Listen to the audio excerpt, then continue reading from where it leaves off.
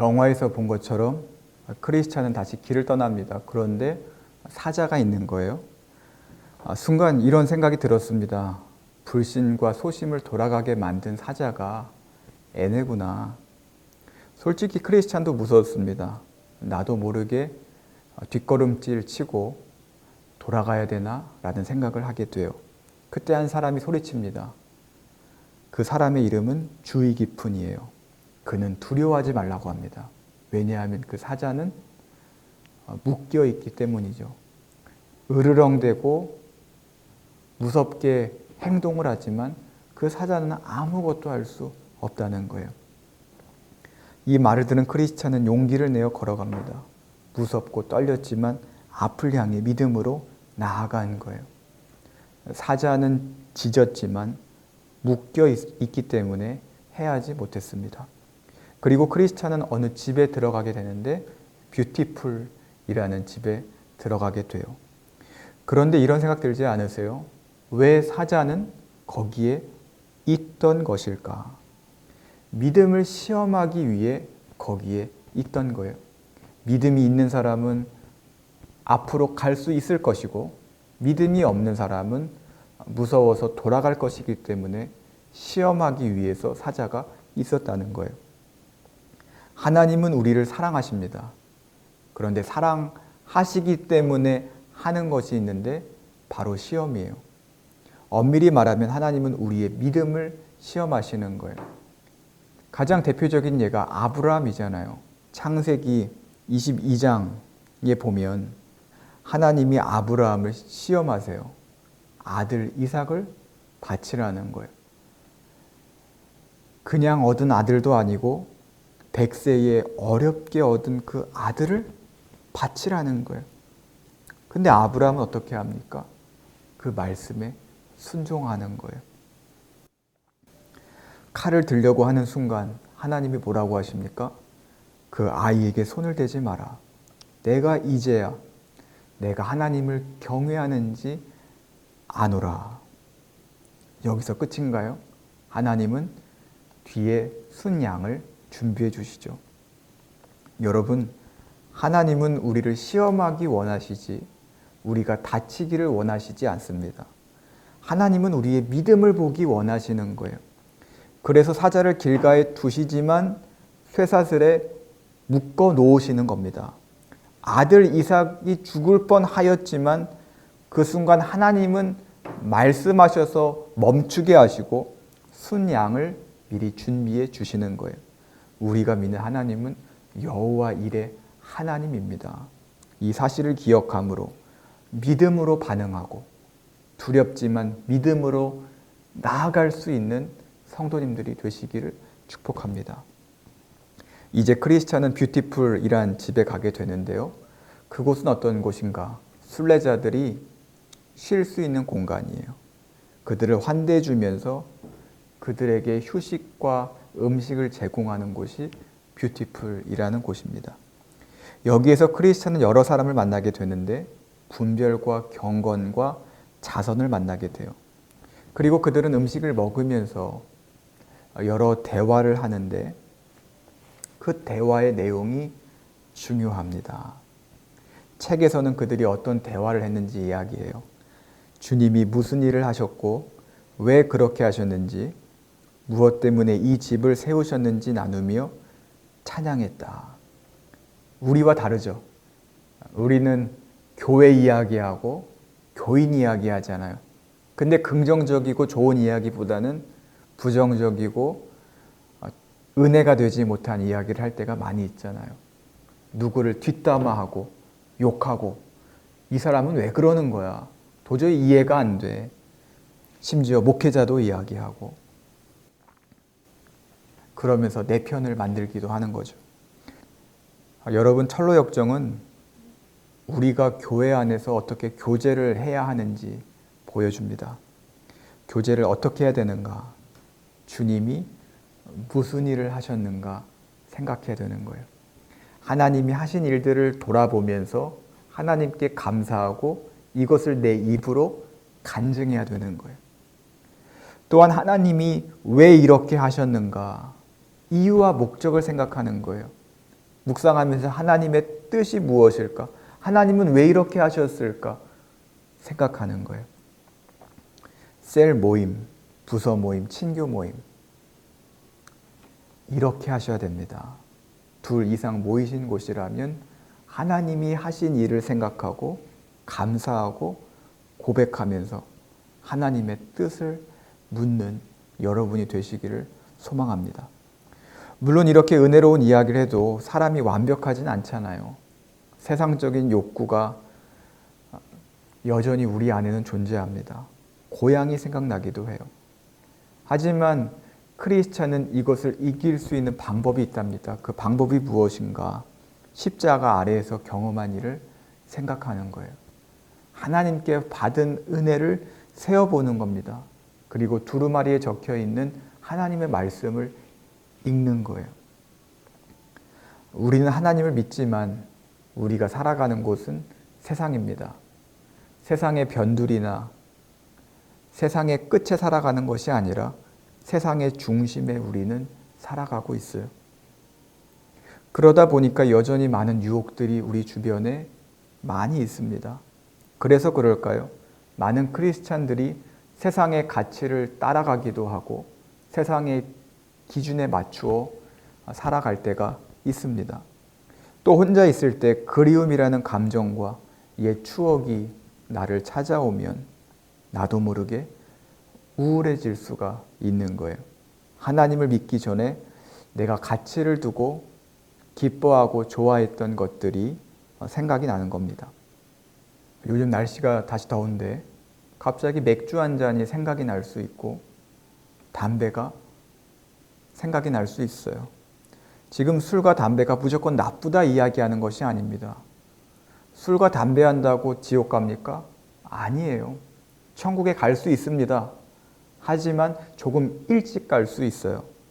지금 그 행위가 나쁘다는 것을 말하는 것이 아니라 우리 안에 옛 모습이 생각이 날 수 있고 그 생각이 우리의 신앙과 삶에 악영향을 줄 수 있다는 겁니다. 우리를 다운되게 하고 흔들리게 할 수 있다는 거예요. 그때 우리는 어떻게 되는가? 기도원에 가서 금식 기도하면 되는가? 특세가 있을 때 100% 참석하면 되는가? 믿음으로 헌금하면 되는가? 우리는 자꾸 몸으로 때우고 보여지는 행위로 뭔가 하려고 하는데 그건 답이 아닙니다.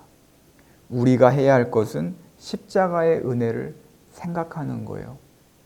하나님의 말씀을 바라보며 하나님의 뜻이 무엇인가, 내가 걸어가야 할 길이 무엇인가 기억하며 그 기억을 결단과 행동으로 옮기는 거예요.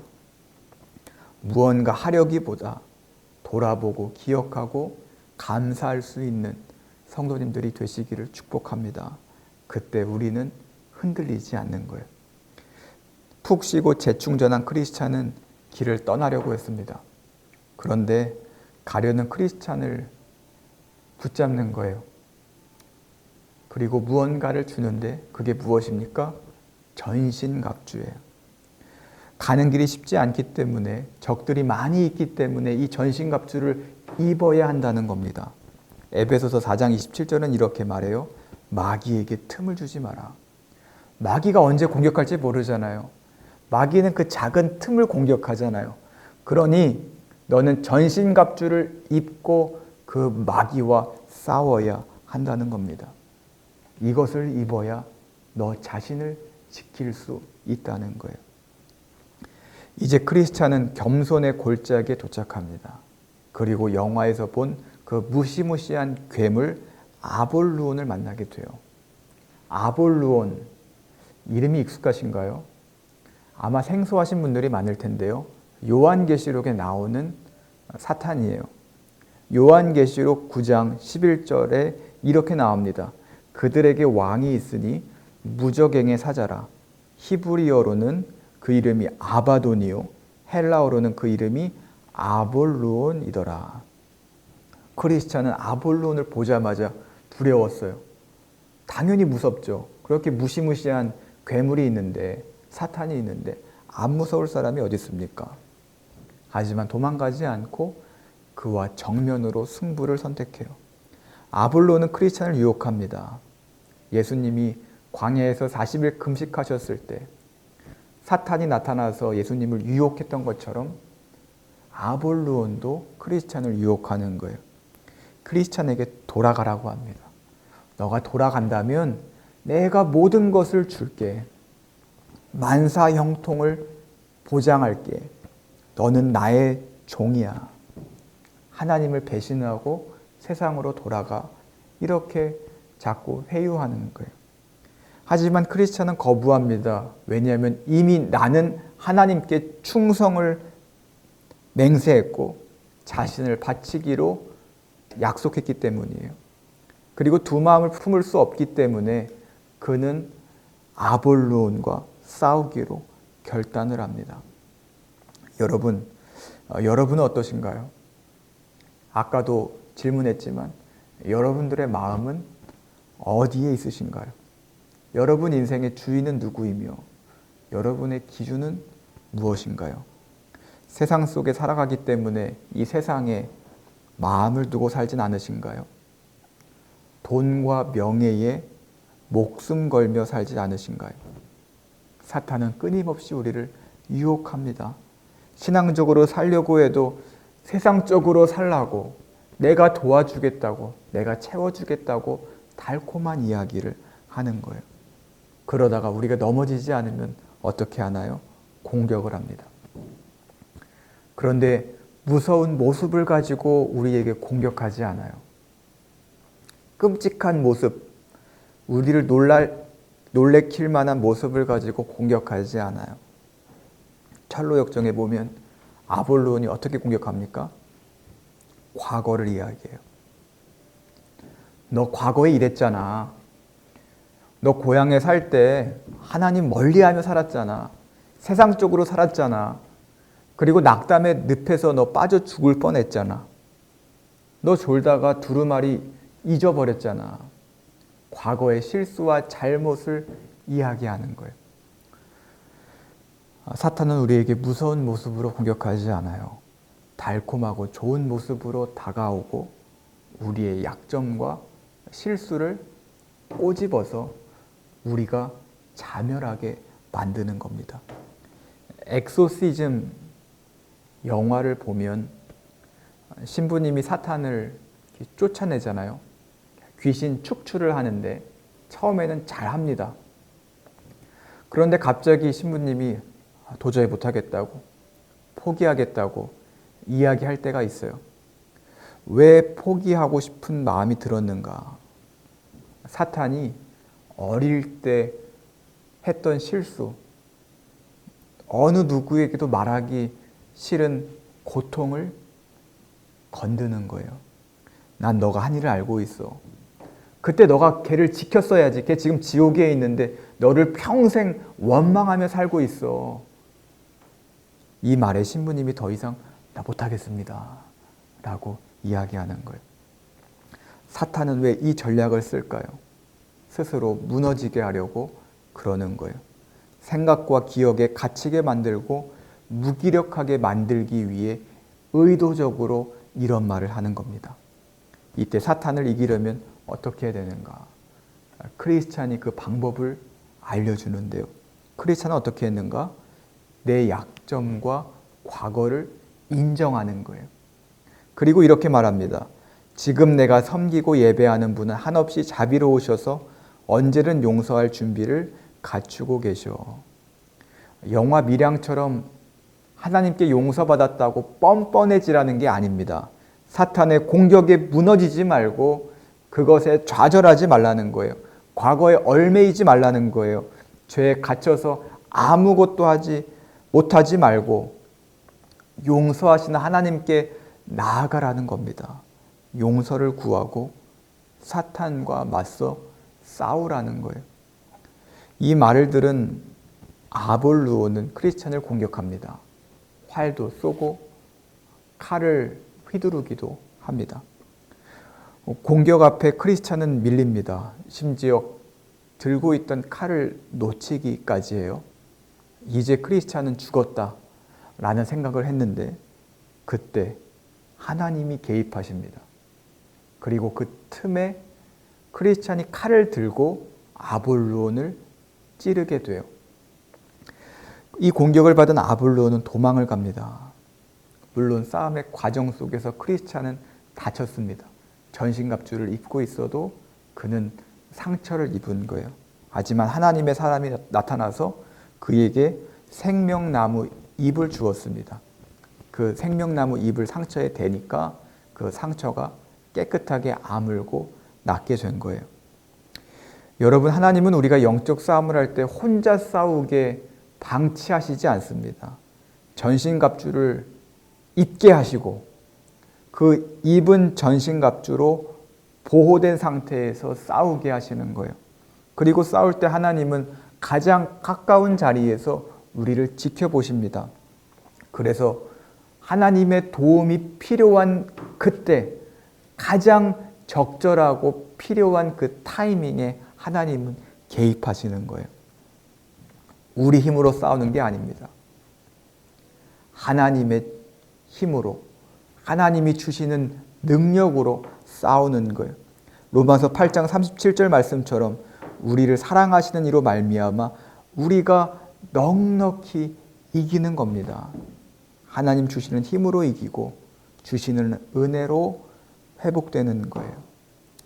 나로부터가 아니라 하나님으로부터 온 힘과 은혜로 승리하고 살아갈 수 있는 성도님들이 되시기를 축복합니다.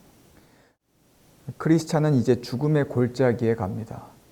아볼론과 싸운 크리스찬은 여전히 힘든 길을 걸어가는 거예요. 어둡고 주변에 귀신과 괴물들이 있습니다. 어디에서 누가 울고 있어요. 절규를 하고 신음소리를 내요. 고통스러워합니다. 얼마나 무서울까요? 하지만 크리스찬은 계속 걸어갑니다. 왜 계속 걸어갔는가? 겁이 났지만 예루살렘으로 가는 길은 이 길밖에 없음을 알았기 때문이에요. 저는 이 부분에 밑줄을 그었는데요. 여러분, 좁은 길이 힘들지라도 우리가 걸어가야 하는 이유는 분명합니다.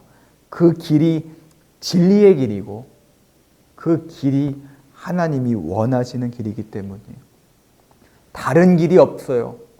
오직 그 길만이 진리의 길이라는 겁니다.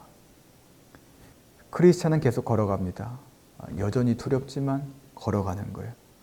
칼 가지고 안 되겠다 싶은 마음이 든 크리스찬은 새로운 무기를 꺼냈는데요. 그 무기가 무엇입니까? 온갖 기도라는 무기예요. 이게 중요합니다. 왜 중요한가? 전신갑주를 제대로 움직이게 하는 것이 기도이기 때문이에요. 에베소서 6장 10절에 보면 마귀의 관계를 능히 대적하기 위하여 하나님의 전신갑주를 입으라 라고 말합니다. 그러면서 전신갑주를 쭉 나열하거든요. 그 다음에 뭐라고 나오는가? 모든 기도와 간구를 하라는 거예요. 성령 안에서 기도하고 깨어서 구하라는 겁니다. 왜요? 기도해야 전신갑주가 제대로 작동하기 때문이에요. 기도가 없는 전신갑주는 능력도 없고 힘이 없기 때문입니다. 그래서 크리스찬은 전신갑주를 입었지만 온갖 기도를 하며 나아간 거예요. 하나님께 간구하고 하나님만 의지하겠다고 선포하며 나아가는 겁니다. 그리고 그는 그 기도로 죽음의 골짜기를 지나가게 됩니다.